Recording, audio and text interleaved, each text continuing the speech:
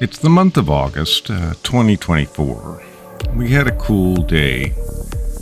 I built this little module here. It controls 3 fans and displays the opacity measurement and color from the octo-ring I have. It's the alpha unit.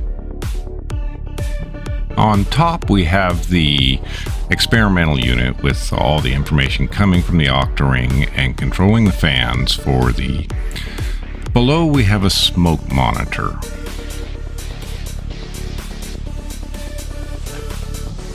The 3 fans we're testing today, or the control system is operating 3 fans.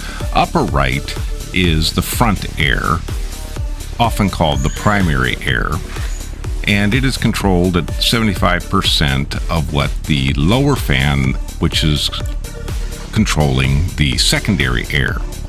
We also have another fan in the back that's convection air.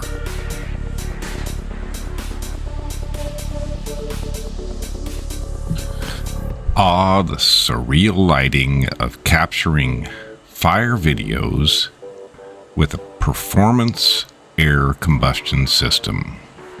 This is a good fire shot. We're watching how the fans control the flames. We put enough air in to make sure there's a good fire. We also want the flames to be somewhat lazy and moving around. This is the stove temperature recorded today. We got up to 300 degrees in right around 45 minutes. We allowed the control system to control, and then we added some more fuel. So that's why you see the startup, 2 humps, and then let's talk about the tail. Part of my algorithm works at putting in less air over time. The reason being we want to stretch this tail out. We want to stretch it out as long as we can, maintaining a Goldilocks stove temperature so that when you put new fuel in, it's at a ready state to burn that fuel. Our rate of rise chart indicates that we're not being too aggressive with our airflow. We have a maximum rate of rise of around 20 during the start of the test. That's very good, but it's very well controlled. We have a 10 degree on the second peak, which is just fine. And then we've got a very low slope tail. I'm working on an algorithm to calculate the slope of the tail in the machine language.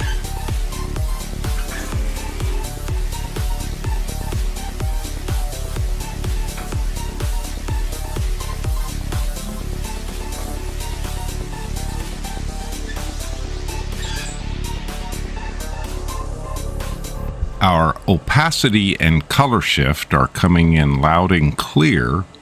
We have a little bit of high opacity in the first 20 minutes during startup, and that's allowed by the law.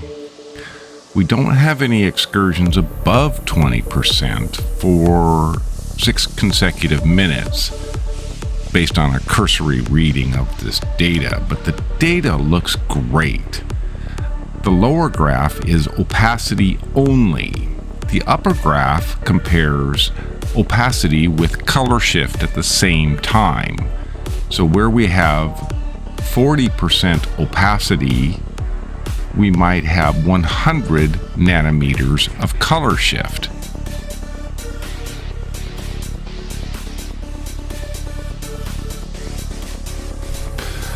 Here is a nearly 30-minute section showing that at some point during the run, likely before the second fuel is loaded, but the stove is up to temperature, the opacity is hovering near 1, no higher than 2, so indicating very little smoke coming out. However, the color is running from 3 to 7.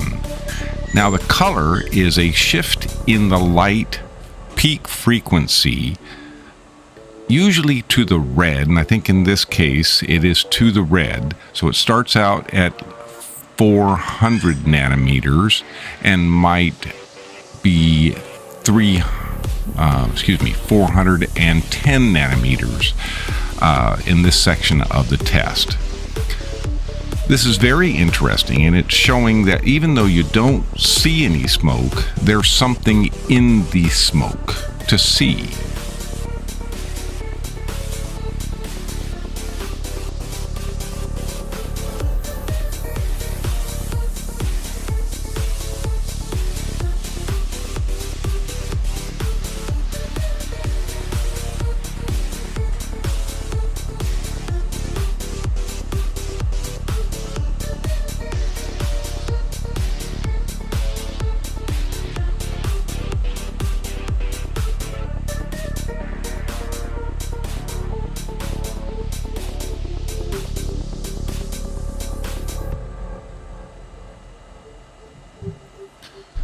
This month I've been having trouble with various things. One, an ESP32 library that I use to control. You don't want to update your framework without knowing what you're doing, I guess. The other thing is smoke is a very difficult thing to measure, and we're working hard with the University of Berkeley team to measure smoke. That project is not as interested in the fans or the control of the fire as my system employs. So I have two sides of the system I'm working. I'm working on the fan control, temperature control of the wood stove, and then measuring the smoke to figure out if I've got it right. Whereas the people with the university that I'm working with, they really want the smoke system so that they can evaluate that alone. So we've got two different things going on here. I'm reporting on two different fronts. Smoke system's working great. The fan and control system algorithm appears to be working well at the same time. Smokeless Chimney, www.smokelesschimney.com, Facebook, Reddit, and YouTube.